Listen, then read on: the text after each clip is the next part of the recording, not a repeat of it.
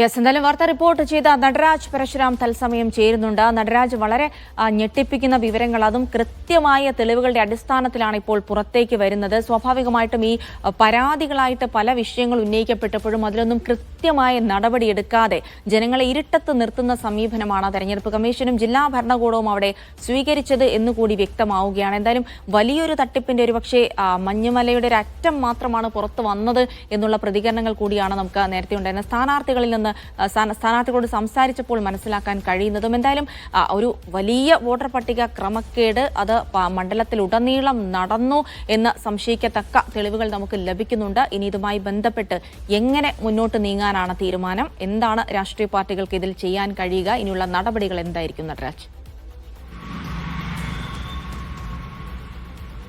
ജിൽസി, ഞെട്ടിപ്പിക്കുന്ന വിവരങ്ങളാണ് നമ്മൾ പുറത്തുവിട്ടത്. പ്രധാനമായും തെളിവുകൾ എവിടെ എന്ന ചോദ്യമാണ് പല കോണുകളിൽ നിന്നും ഉന്നയിക്കപ്പെട്ടത്. അതിനുള്ള തെളിവുകളുടെ ആദ്യ പകുതി പുറത്തു പോകുമ്പോൾ ഇത്രയധികം ക്രമക്കേടുകൾ വോട്ടർ പട്ടികയിൽ നടന്നിട്ടുണ്ടെന്ന കാര്യം വ്യക്തമാവുന്നു. ആ വിലാസത്തിലെ വീട്ടമ്മ തന്നെ ഓൺ റെക്കോർഡ് വന്ന് ഇവരാരും എൻ്റെ ബന്ധുക്കാരല്ല, ഇവരെൻ്റെ വീട്ടിൽ പോലുമില്ല, ഇവരെങ്ങനെ വോട്ട് ചെയ്തു എന്ന് ചോദിക്കുമ്പോൾ അധികാരികളാണ് മറുപടി പറയേണ്ടത്, തെരഞ്ഞെടുപ്പ് കമ്മീഷനാണ് മറുപടി പറയേണ്ടത്, ഇതുമായി ബന്ധപ്പെട്ട് പ്രവർത്തിച്ചവരാണ് മറുപടി പറയേണ്ടത്. എന്തായാലും നേരത്തെ തന്നെ പൂങ്കുന്നം കേന്ദ്രീകരിച്ചും നഗരത്തിലെ പല ഫ്ളാറ്റുകൾ കേന്ദ്രീകരിച്ചും ഇത്തരത്തിൽ BJP പല വോട്ടുകളും ചേർത്തിട്ടുണ്ടെന്ന ആരോപണം കോൺഗ്രസും CPIയും പലതവണ ഉന്നയിച്ചതാണ്.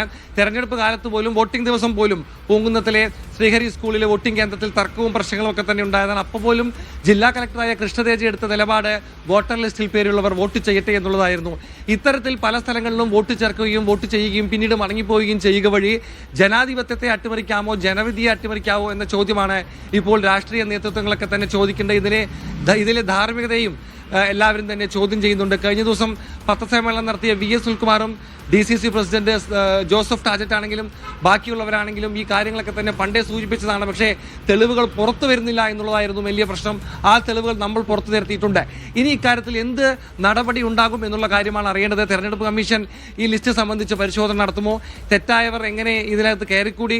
അവരുടെ നിലവിലെ സ്ഥിതി എന്താണ്? ഭാവിയിൽ അവർക്കെതിരെ എന്ത് നടപടി ഉണ്ടാകും? അതല്ലെങ്കിൽ ഇത് ചെയ്തവർക്കെതിരെ എന്ത് നടപടി ഉണ്ടാകും? ഇക്കാര്യത്തിലൊക്കെ തന്നെ നിലപാട് വ്യക്തമാക്കേണ്ടത് തെരഞ്ഞെടുപ്പ് കമ്മീഷനാണ്. തൃശ്ശൂരിലെ രാഷ്ട്രീയ പാർട്ടികൾ വലിയ രീതിയിൽ ഈ വിഷയം ചർച്ചയാക്കി നീട്ടി നിൽക്കുന്നുണ്ട്. തുടർന്നും കൂടുതൽ പരിശോധന നടത്താനും കൂടുതൽ വിവരങ്ങൾ പുറത്തു കൊണ്ടുവരാനുമാണ് തൃശ്ശൂരിലെ രാഷ്ട്രീയ പാർട്ടികൾ ശ്രമിക്കുന്നത്. അവർ ആ പരിശ്രമം തുടരുക തന്നെ ചെയ്യും.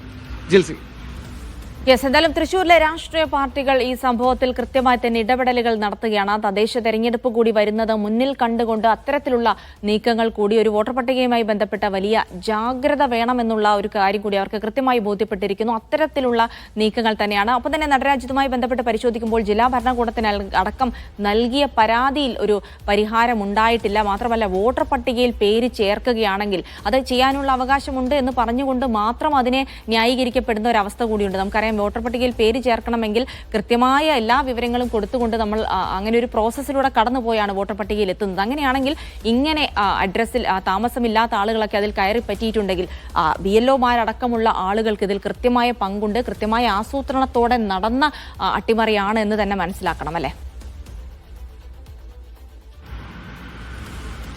സാധാരണഗതിയിൽ BLO നേരിട്ട് പരിശോധിച്ചാണ് വോട്ടർ പട്ടികയിൽ ആളെ ചേർക്കാറുള്ളത്. പക്ഷേ ഇക്കാര്യത്തിൽ എന്ത് എന്നുള്ള കാര്യം ഉദ്യോഗസ്ഥർ തന്നെ വിശദീകരിക്കണം.